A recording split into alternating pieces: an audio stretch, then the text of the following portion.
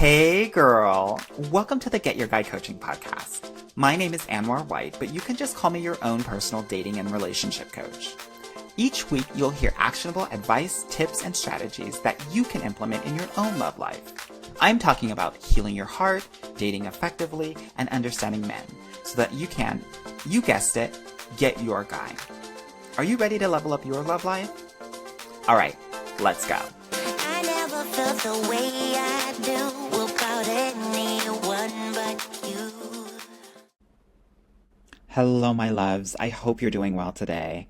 I have a special subject that I wanted to talk about today because it's one of those things that we actually are not taught about. And this podcast is all about talking about the things that aren't really talked about. And so today I want to talk a little bit about inner child wounds. There are quite a number of them. And what I know for sure is that each of us has a couple, if not all of these wounds, but there are some that are more pronounced than others. And to really get to your love goals, you need to be really clear about what your wounds are so that you can heal them. A lot of us are not even putting the band-aids on these wounds, thinking that they're going to heal by themselves. And oftentimes they don't. They need a certain level of focus and intention and clarity so that they can be healed. And so the intention of this podcast episode is to really delve into them so that you can get clear on them and hopefully heal from them. Now, this is only the first step, right? The next step is for you to either get coaching or to get therapy. I am a huge proponent of therapy. Most of my clients are in therapy while they're working with me. And one of the things that I think about when I think about therapy is it's great. Everyone should be in it. And coaching is an amazing complement to it. So to all my therapists out there, keep doing what you're doing. Much love to you. All right. So let's talk about first the inner child and what it is. And the way that I think about inner child is first, everyone has an inner child, right? The inner child is really the part in your psyche that still retains its innocence, its creativity, its awe, and wonder toward life, right? Inner child wounds are caused by traumatic experiences. And it doesn't matter how major or minor those experiences are. If they've happened during your childhood, as children, we take everything so personally that it's going to have a huge effect on the way that we think and feel about ourselves and about love and relationships. So our inner child is a representation of ourselves at multiple points in our childhood. And it's really kind of a level of our subconscious that is constantly dictating to us and trying to get our attention and attempting to act through conscious actions, right? So I want you to be really clear that these are in the subconscious that are hard for us to actually get to until we do the work. Now, if you were abused, neglected, or experienced any sort of trauma at a young age, connecting with that inner child can really help you heal those wounds. We all have younger parts to ourselves and that are within us with different ages, different experiences, different needs. And your inner child is the youngest and most innocent part of you. And he or she is the truest and most authentic core of your being. Part of the work that I do with my clients is actually tapping into that inner child because that's really the essence of who you are. And to be able to do this will allow you to really show all parts of yourself when you are dating and when you are in a relationship. So I want to talk a little bit about some signs that your inner child may be wounded, right? Because I think it's easy for us to actually just dismiss all of this and say, no, I'm good. I've dealt with it. I powered through it. I'm strong. I'm focused on right here and right now. And that's great. But there still may be signs. And I want us to be super clear about those signs. And then you get to make a decision about whether you're going to engage in this sort of work or not, right? So one of the signs that I think is really important is if you have a weak sense of yourself. And when I say this, I mean that if you were taught as a child to prioritize others' happiness and comfort above your own, you likely picked up that habit of changing your personality depending on who you were with. Now, while it served as, a survival technique in your early life to modify your personality and be bigger or smaller based on who you were around, as an adult, it likely left you unsure of your own true identity. And if that's the case, then your inner child may be wounded, okay? Another sign of this, right, is if you're a highly anxious individual. Now, generally, we experience high levels of anxiety when entering into new situations, meeting new people, attending a social event, moving, right? There's a lack of control that makes us feel uncomfortable. And when you don't know how to anticipate what will happen or how someone will behave, your anxiety will increase. Now, for those individuals who had a lot of this growing up, it's going to have such a negative effect on you when you're dating because every new experience you have with a guy is going to be new. And there's just going to be a lot of anxiety everywhere. And so we have to find ways to heal that. Okay?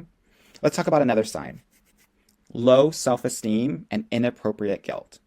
Now, maybe you've lived in a household where you were made to feel responsible for things that were not your fault or really outside of your control.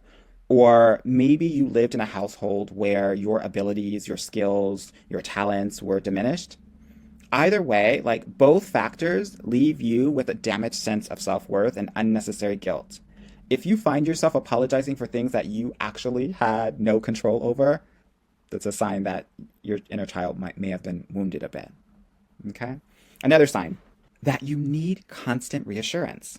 Now, much like the trouble with setting and maintaining boundaries, learning to be a people pleaser early on in life can leave you without the ability to reassure yourself. And as a result, you are constantly seeking external approval. You may feel like a failure if you're not told otherwise. And so that's why some of us will need constant reassurance. And if that's the case for you, we may have a wound on our hands, ladies. Okay? The next sign I want to talk about is fear of abandonment. The fear of abandonment usually occurs in childhood and follows us into adulthood. You may find that you worry excessively about people eventually leaving, or you may struggle with feelings of worthlessness, and this is because you unintentionally push people away. You'd rather be alone than abandoned. I see this often with some of my clients where someone does something wrong and then they want to cut them off immediately because they think, oh, I'd rather be the first one to go than to be potentially abandoned or left, right? This is no way to approach your love journey. And so we're going to talk about what sort of things we can do a little bit later on. Another sign that your inner child might be wounded is that you have difficulty with strong emotions, right? That it may be hard for you to control your emotions, and you might often fly off the handle, right? And frequently feel guilty when you feel a negative emotion like anger or sadness. Maybe there were moments where you were growing up where you couldn't express all of your emotions, and so you've bottled them inside until you actually explode. Either way, difficulty with your strong emotions is one of the things that you are going to have to heal from if you're going to have successful relationships in your adult life. The last wound that I want to talk about is the harsh inner critic. And if you have this, it means that you are often really critical of yourself, especially when you achieve something new. You probably rarely take the time to celebrate it. You either go on to the next thing or you immediately begin to pass judgment on yourself of how you could have done something better or how you should have been better. This often comes with the imposter syndrome that plagues so many of us. Now, if I've hit a nerve on any of those specific signs, I want to invite you in. This is a call in. This is not a call out. So awareness is the first step to really healing. So we have to be aware if our inner child is wounded. Maybe you're listening to this and saying, that doesn't really apply to me. So maybe it's not. But if any of those signs hit a little bit harder, let's continue talking. Okay? All right. So I want to talk a little bit about 5 major wounds. The first one is the abandonment wound. And the abandonment wound is a deep fear of being left or abandoned or isolated. And this wound usually occurs in early childhood and spills over into our adulthood. Generally, as a child, you may have been emotionally or physically abandoned by your primary provider, whether that was your parents or your grandmother. Now, I have an abandonment wound. My father abandoned me when I was young, 8 years old, and it has been so difficult to heal from this wound. So as I talk about this, I want to let you know that I'm also talking about myself. I'm not some holier than thou person. Like, I'm in it right, like where you all are at as well. Okay? So let's talk about some of the abandonment wounds and how they can form, right? If there was any sort of trauma during birth, if you were dropped off at summer camp or boarding school, or dropped off at your grandmother's house when you were little, if you have divorced parents or an absent parent or a sick parent, or a death of a parent, or the death of a close family member, right? Or if you grew up in an emotionally cold environment where it wasn't really safe to express yourself. any sort of childhood abuse, sexual abuse, verbal insults, any sort of emotionally distant parents will form this abandonment wound, right? This is important. I want you to realize like why you do the things that you do and what sort of experiences are associated with these wounds so we can really pinpoint what's going on here. How is this going to show up in your adult life, this abandonment wound? Well, I'm going to talk to you about how it shows up in my life. I didn't know I was going to call myself out on this podcast, but I guess I am, right? Okay, so abandonment wounds generally have a tendency to attach too quickly. And, this looks like getting too close too fast, either in like friendships or romantic relationships. Like I used to think like, oh my God, I love this person so much. This person's going to be my best friend, like in one night, right? Way too much, way too soon, right? Because of my abandonment wound. Other ways that it shows up in adult life, right? Jealousy or a suspicion that, your partner will hurt you, cheat on you, leave you, even when there's no sign of malicious behavior. I remember that, like when my partner, we first started living together, like every day I was asking, are you happy? Are you okay? Because I didn't want him to leave me, right? And it was like this constant chatter in my head, oh, he's going to leave me. He's going to hurt me. He's going to cheat on me. He's going to do whatever. Another way that it shows up, when we enter into and maintain unhealthy relationships. I talked about my love journey previously, and I told you about this relationship that I had with this guy that was like into drugs, and I was like trying to make it work. Girl, it was unhealthy. I tried to maintain it. We're not doing that anymore, right? Now, the next one I want to talk about is a huge one, and this is where I think you'll see it the most, where you may be ending relationships prematurely because the other person has a chance to leave. So if you're cutting off people really quickly, if a guy does something that is slightly imperfect and you cut them off immediately, it might be because of this wound, right?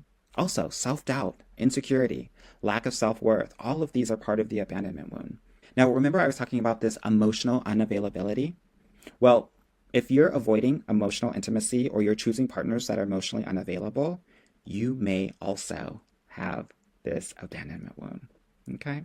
When we have difficulty trusting others, when we're overly controlling and we feel like we need to make people live by our standards, this is the abandonment wound showing up in your adult life. Okay? Now, how do we heal this abandonment wound? What do we do? Because, girl, we're all about solutions here. Well, first, what I want to do is I want us to acknowledge it. That's why we're having this podcast today. The first step in healing an abandonment wound is to acknowledge all of the grief, the sadness, the anger, the shame, the hurt, the pain from the past. That means that you got to feel your feelings, girl. You got to cry. You got to let go of the notion that you are a weak person if you show emotion. You got to give yourself as much time as you need to explore each emotion. You also need to find a healthy outlet that can help you face your emotions and fears in a way that is safe and secure. Now, this can be anything from journaling or prayer. The other thing that I think is important, and this is why I have this group program, is that I want you to remember that you are not alone. Yes, it's true that you're responsible for your own healing, but you don't have to go through it alone. You get to create a healthy support system, and this can include a therapist, a coach, family, friends, even your partner. Girl, don't be afraid to ask for help because you're going to need it. Having the help of a professional in a safe environment who is unbiased can greatly help you to process your emotions and help you identify healthy coping mechanisms. Sometimes I'm working with some of my clients and they have some really big emotions and they expect me to have big emotions because they have big emotions. And they're surprised that I'm still even keeled because I'm not reacting to where they're at. Doesn't mean that I don't care. It means that I'm going to be that solid foundation when we're expressing these emotions to let you know that it's safe to do that. That just because you rise doesn't mean that the environment needs to rise as well. We get to just be there, right? And sit in it, and that's okay too. And then finally, healing this abandonment wound. It's important to recognize that you are not the problem. The abandonment had nothing to do with you, but more to do with the inabilities of the person who left, right? All of these things are going to help you heal this abandonment wound. These are the things that I had to do to help with that. So I want you to be thinking about doing the same thing. Here are some exercises for you to consider doing so that you can start this healing process, right? One of the things that you can do is write a letter to someone who has wronged you, who, you wouldn't have otherwise told. Here are some exercises for you to consider doing so that you can start this healing process, right? One of the other things that you can be thinking about and kind of writing your thoughts around is differentiating between being abandoned and being left. These feelings of abandonment are emotions from your early trauma. How can we make ourselves feel better about being alone? What are the positives of that, right? What does it mean for your joy, for your pleasure, for your peace to be alone? And start to reframe that. Okay? One of the affirmations that I want to offer to you is that people are going to come in and out of my life. This is part of life. Another affirmation that I want to share with you is I get to take responsibility for the people that are in my life, and I don't have to take responsibility for the people that are out of my life. Okay? I hope that helps as we begin to go through these wounds. I started with abandonment one because that's my ish, but I think it's very, very prevalent for high achieving, smart, and successful women out there. So I wanted to offer that one as the first one. The second wound that I want to talk about is the trust wound. And what is the trust wound? The trust wound is if you were betrayed as a child, right? If you had your trust violated by someone important to you, usually from your parents or your guardian, then you probably have a trust wound. So how do trust wounds actually show up in your adult life? Well, one, if you have patterns of generalized anxiety or hypervigilance, or if you have a hard time making decisions, oftentimes means that you're not trusting others, and most importantly, you're not trusting yourself. If you are envious of others and you feel like it's inherently easier for them than it is for you, there's a lack of trust of self, right? If you're constantly scanning others to know if you are safe with them, that's a trust wound that needs to be healed, right?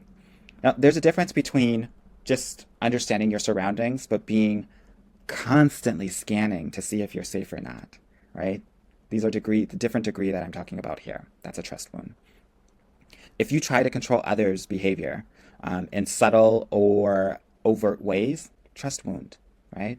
If you have self-identified as having commitment issues, trust wound, girl, trust wound. If you need to control your environment to feel safe, right? If you have a belief that if you are too happy, something bad is going to happen, that's also a trust wound. I hear this so often. I'm just waiting for the other shoe to drop. No, girl, we can't wait for the other shoe to drop. Shoes are dropping every day, right? That's part of life. We've got to have the skills to actually cope with that and pick the shoe up when it does drop, or allow the other person to pick up the shoe, right? The other ways that trust wounds can show up in our adult life is if you spend a lot of time trying to manage and predict the future, right? If you're pouring all of your energy into things that you can't control, it's a trust wound. And then it goes without saying, but I'm going to say it anyway. If you have difficulty trusting others, and this applies to anyone in your social circle, even family, there's a trust wound, okay? Many of us have trust wounds because relationships are not perfect. And oftentimes they get, abused. Different power dynamics. Sometimes we can feel out of control, right? That is natural. That is part of life. But if it is at an extreme level for you, then this is something that I want you to really focus on, right? So how do we heal the trust wound? Well, first we need to identify and acknowledge your wounds, which is what we're doing here, right? Healing often requires you to first come to terms with what has happened, right? Then we have to focus on your needs and wants. Just focus on your needs and wants. Focus on the things that make you happy and keep you grounded. That's it. We're not focused on other people and what makes them happy. The other thing that we need to do to heal this trust wound is to not blame yourself. How someone treats you has more to do with them than it does to do with you. That's why in dating, it's such a great opportunity to heal these wounds, because 90% of the people that you talk to, you're not going to even see them in real life, right? We have to be able to bless and release, as well as let other people do what they're going to do it. In dating, you get to understand that what they do has nothing to do with you, right? The other thing that I want us to consider is forgiveness, right? I'm saying consider. You don't have to do it, and you can forgive some parts and not all parts. Remember, forgiveness is not for them, it's for you, right? To be able to let the anxiety, to let the burdens go so that you can be light and you can be free. The other things that I want us to do when considering, healing from this trust wound is coming to terms with our difficult emotions, sitting in them, not avoiding them, not masking them, because when you do that, you make it more difficult to actually regulate them, right? You got to give yourself time. And depending on the severity of the situation, betrayal can leave you emotionally undone. So be patient. Am I saying that you got to get over your trust wound tomorrow? No. What I'm saying is that I want you to work on it. I want you to practice. I want you to put the reps in and doing intentional work to allow yourself to trust yourself first and foremost, and then be able to trust others. Because in dating, there has to be a certain level of trust there if you're going to make a connection with someone. If you find yourself not going on those second dates, third dates, it's because we're not developing that trust and that connection. And it most often will come from the trust wound, right? And finally, to heal from this trust wound, we have to learn to communicate our boundaries comfortably and also when it's a little bit uncomfortable. Because here's the thing about boundaries. You either are going to suffer in the short term with the discomfort, or you're going to suffer in the long term based on the behavior that other people are showing to you. You get to choose which one you want to actually go through, because you will go through one or the other. In my experience, the short-term discomfort of setting a boundary feels overall not as bad as the other. Okay, some work that can help you start thinking about some of these trust wounds is just writing down the areas that you feel like you lack the most trust in, right? Areas meaning my love life, my career, right? My family. And you can also put in certain relationships in there. My friendship with my high school friend, right? Or, my relationship with my mother, right?